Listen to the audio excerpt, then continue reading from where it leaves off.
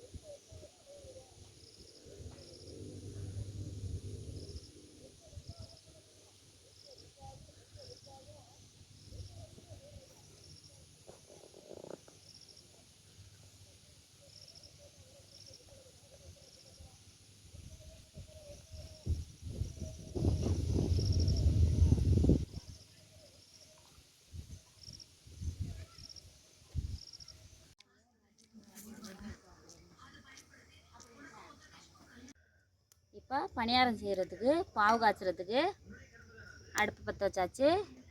ஒரு சட்டியில் கொஞ்சமாக தண்ணி ஊற்றி பாவு காய்ச்சறதுக்கு வைக்கிறேன். இது காஞ்சோடனே நம்ம வெல்லத்தை போட்டுக்கலாம். தண்ணி காஞ்சிருச்சு. நான் இப்போ வெல்லம் போட போகிறேன். பாருங்கள், 3 வெல்லம் எடுத்து நச்சு வச்சுருக்கிறேன். 2 ஏலக்காய் எடுத்து நச்சு வச்சுருக்கேன். இதை இப்போ தண்ணியில் சேர்த்துடலாம்.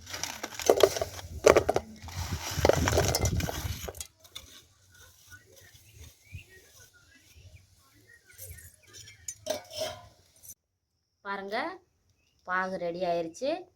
நான் வந்து மண் இருக்கும் அப்படின்னு அடியில் வந்து மண் இருக்கும், அதனால் வந்து நான் வந்து வடிகட்டி வச்சுருக்கிறேன் தனியாக இன்னொரு பாத்திரத்தில். நீங்களாம் வடிகட்டி சேர்த்துக்கோங்க. ஏன்னா கடைசியாக மண் இருக்கும், அதோட நம்ம உள்ள மாவில் ஊற்ற முடியாது. இப்போ மாவில் ஊற்றி கலந்துக்கலாம்.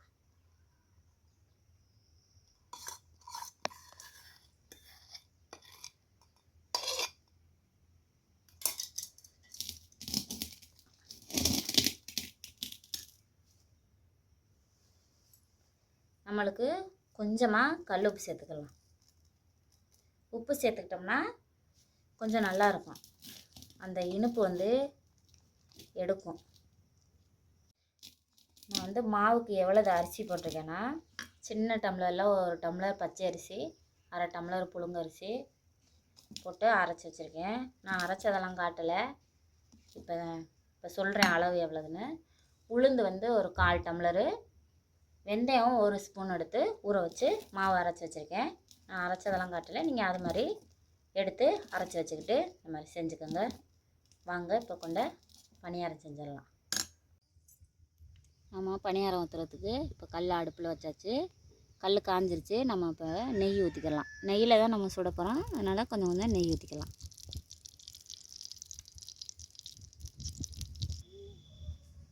எண்ணெய் நெய் ஊற்றுனது காஞ்சிருச்சு. இப்போ நம்ம மாவு ஊற்றிக்கலாம்.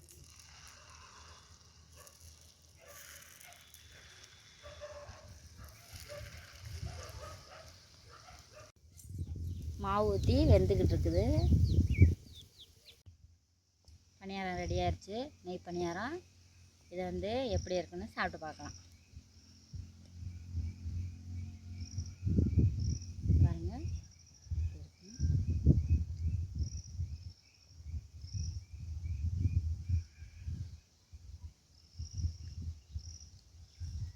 பணியாரம் சூப்பராக இருக்கும். நெய் பணியாரம் இதே மாதிரி நீங்களும் செஞ்சு பாருங்கள். செஞ்சு பார்த்துட்டு எப்படி இருக்குன்னு சொல்லுங்கள். இந்த வீடியோ பிடிச்சிருந்தாக்கா லைக் பண்ணுங்கள், ஷேர் பண்ணுங்கள், கமெண்ட் பண்ணுங்கள், மறக்காமல் சப்ஸ்கிரைப் பண்ணுங்கள். பக்கத்தில் உள்ள பெல் பட்டனை கிளிக் பண்ணிடுங்க. வாங்க அடுத்த வீடியோவில் பார்ப்போம்.